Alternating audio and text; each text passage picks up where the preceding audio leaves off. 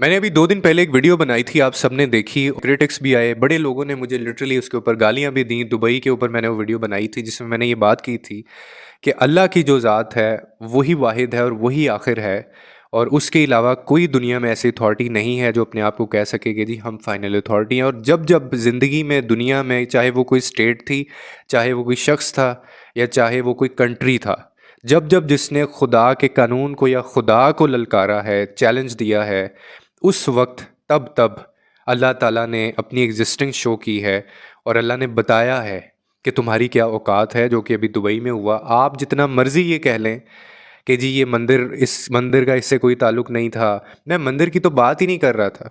मैं अभी भी अपने उस पॉइंट को आपको एक्सप्लेन करना चाहूँगा। और मैं इंडिया वाले जितने भी मुझे देखते हैं, मैं इंडियंस की बड़ी रिस्पेक्ट करता हूँ क्योंकि मेरी वहाँ पे बड़ी फॉलोइंग है। वो बहुत प्यार देते हैं, मोहब्बत देते हैं। लेकिन कुछ चीज़ें हैं जो आपको भी समझनी चाहिए। उन लोगों को मैं ये कहना चाहूँगा जो इंडियंस मेरे फैंस हैं या जो वीडियोस देखते हैं कि अगर आपके मुल्क में भी कोई मस्जिद बन रही होती तो आप लोग भी उसको इतने अच्छे तरीके से कोई वेलकम नहीं करते। और जो मुसलमानों का इंडिया में जाके जो हाल होता है वो हम सबको पता है।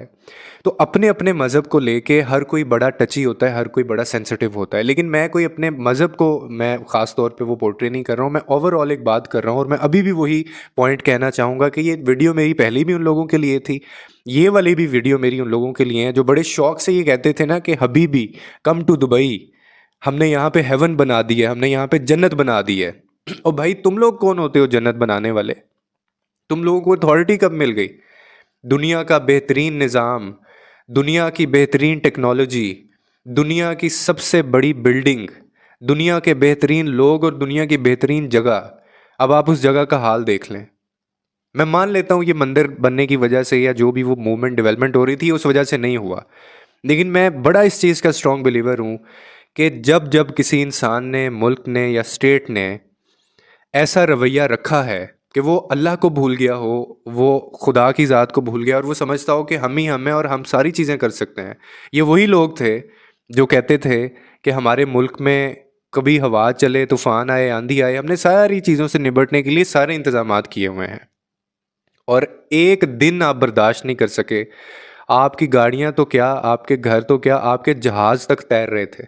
और कुछ लोगों ने कहा कि अगर ये अल्लाह का कानून है इस तरह का, तो फिर ये जो फ़लस्तीन में इतनी ज़्यादा लोगों के साथ नाइंसाफ़ी हो रही है, तो ये यहूद निसार के साथ ये सब कुछ क्यों नहीं हो रहा? अल्लाह ताला वहाँ अपनी एग्जिस्टेंस क्यों नहीं शो करता? तो क्यों नहीं करता वहाँ पे शो?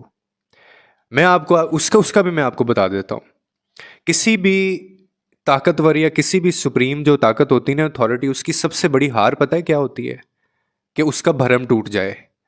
ये जो इसराइली हैं, ये जो जितने यहूदी हैं, आपको क्या इस चीज़ का अंदाज़ा है कि ये लोग अपने आप को नाकाबिले तस्खीर समझते थे, यानी अनबीटेबल ये लोग अपने आप को कहते थे कि हमें कोई दुनिया की ताकत हिला नहीं सकती। हमें कोई हिलाना तो दूर की बात है, हमें कोई देख नहीं सकता ऐसी नज़र से। आज उनके ऊपर गोले बरसाए जा रहे हैं, आज उनके ऊपर ड्रोन्स अटैक किए जा रहे हैं और वो आगे से कुछ नहीं कर रहे। यानी ये उनकी जो ताकत का कम होना और उनका ये समझना कि वो अनबीटेबल हैं और उनकी तरफ लोगों का इकट्ठा होना या उनके खिलाफ जाना, ये कौन कर रहा है? ये कौन हिम्मत देता है?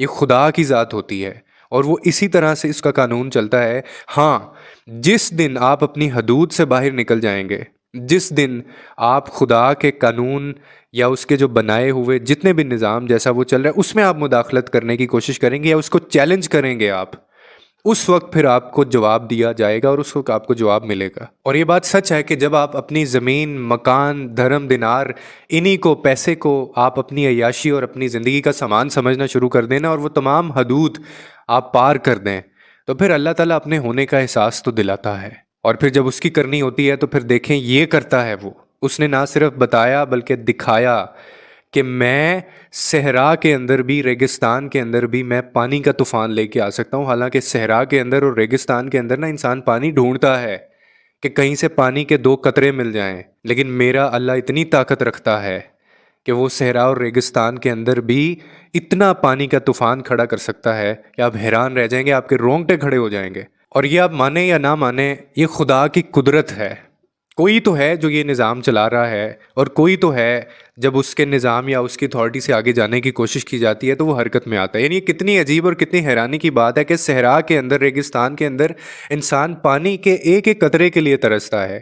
یعنی ایک ایسی جگہ جہاں پہ پیٹرول سے زیادہ پانی مہنگا ہو، وہاں پہ میرا اللہ پانی سے ایک ایسا طوفان، اتنا زیادہ وہاں پہ پانی کا طوفان لے کے آئے اور وہ آپ سے سنبھالا نہ جائے۔ اس نے تو پھر اپنے ہونے کا احساس دلانا ہے کہ میں ہی ہوں جو ریگستان کے اندر بھی پانی کا سمندر لے کے آ سکتا ہوں، اور دریا کے اندر بھی میں ایسا طوفان لے کے آ سکتا ہوں کہ دریا بھی حیران رہ جائے، کیونکہ یہ اس کی صفت ہے، یہ اس کی نیچر ہے۔ اللہ تعالیٰ اسی طرح سے اپنے بندے کی طرف اشاروں سے اس کو بتاتا ہے، اس کو دکھاتا ہے کہ کیونکہ تم نے میری ہی طرف لوٹ کر آنا ہے، ابھی بھی وقت ہے۔ یہ دنیا میں، اس دنیا کی جو چیزیں ہیں، اس پہ یا تو انصاف قائم کرو، اس زمین کے اوپر تمہیں میری ہی طرف لوٹ کے آنا ہے، باز آ جاؤ اور میری باتوں کو تو سمجھنے والوں کے لیے اشارہ کافی ہوتا ہے۔ اللہ تعالیٰ ہمیں بھی اور ہم سب کو اپنے حفظ و ایمان میں رکھے، اور ہم لوگوں کو یہ توفیق بھی دے، لوگوں کے لیے آسانیاں پیدا کریں۔ رب آپ کے لیے آسانیاں پیدا کرے گا۔